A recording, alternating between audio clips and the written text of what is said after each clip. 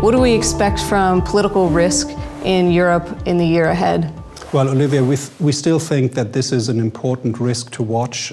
We do not expect, in our base case, we do not expect that the populist or the nationalist forces will win in any of those countries.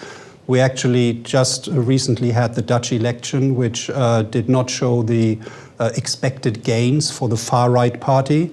They came in way below what the polls were saying. Similarly, in France and in Germany, we do not expect the populists to get into power. I think Italy is a country that is interesting to watch. So Italy's election, the next election, is currently scheduled for the spring of 2018, but there's a good chance that they will bring it forward into this year.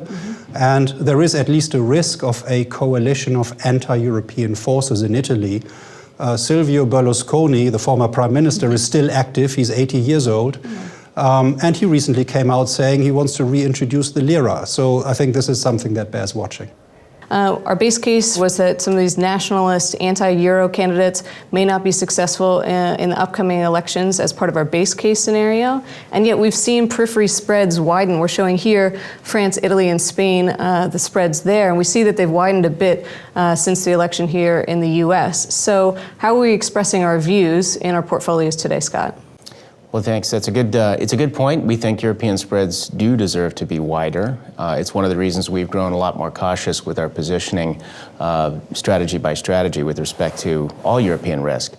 And you can think about it this way. Certainly people are aware of the left tail risk that we've identified. For instance, if we have a populist or nationalist election outcome, which could drive spreads much wider and risk premium much higher throughout Europe. But there's also a right tail risk that leads to wider spreads, and that's if the ECB, towards the later part of this year, needs to taper further. And that seems to be the case as well. And of course, they've been supporting all sorts of financial asset prices through massive balance sheet expansion. But we do think that that is likely to end. Even in the base case, that's likely to end because growth continues to be above trend. And we also have inflation returning closer to target. And they're also reaching sort of a natural limit with respect to how much debt they can purchase. So in that event, we would say that spreads and many different financial asset prices will be pressured lower.